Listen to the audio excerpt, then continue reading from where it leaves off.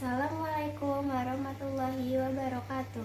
Saya Safana Shwadia dari kelas 11 IPA 4. Di sini saya akan membawakan sebuah kisah hidup dari salah satu tokoh ilmuwan yang hidup pada masa dinasti Abbasiyah. Dinasti Abbasiyah adalah dinasti yang pada zamannya hidup banyak sekali ilmuwan yang hasil pemikiran dan hasil penemuannya sangat berguna untuk kita saat ini. Salah satunya adalah Bapak Algoritma dan Bapak Aljabar, yaitu Al-Khawarizmi. Al-Khawarizmi memiliki nama lengkap Muhammad Ibnu Musa Al-Khawarizmi. Di negara-negara barat, beliau terkenal dengan nama Algoritmi, Algorismi, Al-Khawarizmi, dan masih banyak sebutan-sebutan lainnya. Al-Khawarizmi lahir pada tahun 780 Masehi di Khawarizm. Keluarga mereka merupakan keturunan Persia yang tinggal di Khawarizm.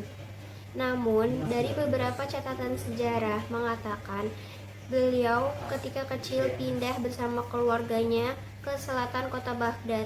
Dari sinilah beliau meniti karirnya sebagai seorang matematikawan.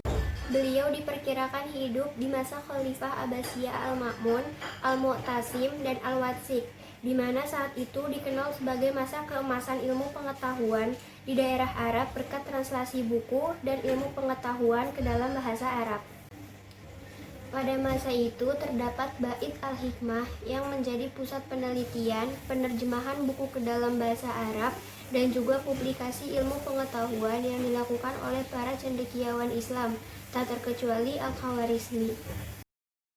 Al-Khawarizmi bergabung bersama cendekiawan yang lain di Bait Al-Hikmah ketika berusia 20 tahun.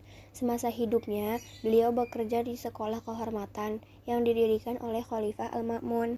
Di sanalah beliau banyak menulis berbagai gagasan dan mempublikasikan buku ilmu pengetahuan, baik di bidang matematika, astronomi, sejarah, maupun geografi, termasuk mempelajari terjemahan literatur Sanskerta dan Yunani.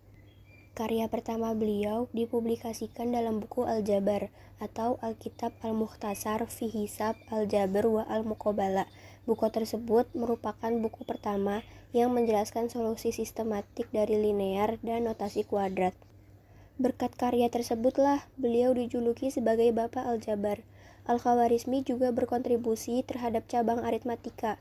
Hasil pemikirannya mengenai bidang ini dituangkan dalam karyanya yang berjudul Kitab Al-Jam'a wa Al-Tafriq bi Hisab Al-Hind.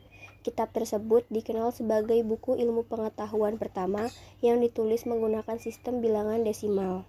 Hasil pemikiran beliau dalam buku Al-Jabar dianggap sebagai revolusi besar dalam bidang matematika.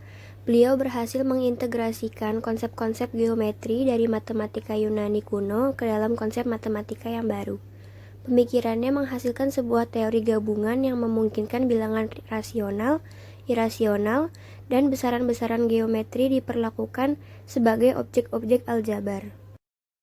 Di belahan Eropa, karyanya banyak ditranslasikan ke dalam bahasa Latin sebagai algoritmi, algorismi, al-Khawarizmi, sehingga di literatur barat, Al-Khawarizmi dikenal sebagai algorism. Sebutan inilah kemudian digunakan untuk menyebutkan konsep algoritma yang ditemukannya perhitungan logaritma yang sekarang banyak dipergunakan secara luas, terutama di bidang komputer atau sains dan engineering yang berasal dari pemikiran beliau. Selain itu, matematika biner yang digunakan dalam pemrograman juga didasari oleh konsep algoritma Al-Khawarizmi. Kata algoritma sendiri yang kita kenal sekarang merupakan kata yang diambil dari kata algorismi yang dilatinisasi dari namanya. Al-Khawarizmi diperkirakan wafat pada tahun 850 Masehi, dan semasa hidupnya karyanya tidak hanya seputar bidang matematika saja, namun banyak bidang dari ilmu pengetahuan lain ikut terpengaruh dari hasil pemikirannya tersebut. Seperti pada bidang geografi, beliau menyempurnakan peta Ptolemus dalam karya yang berjudul Kitab Surat Al-Ard, dan menurut Paul Gales, hal ini sangat bermanfaat untuk menentukan posisi kita dalam kondisi yang buruk. Itulah sedikit kisah mengenai Al-Khawarizmi dalam bidang ilmu pengetahuan. Bagaimana beliau bisa menemukan teori algoritma, bisa menemukan perhitungan aljabar yang bisa kita pakai saat ini dalam belajar. Itu saja yang dapat saya sampaikan, kurang lebihnya mohon dimaafkan. Wabillahi taufiq wal hidayah. Wassalamualaikum warahmatullahi wabarakatuh.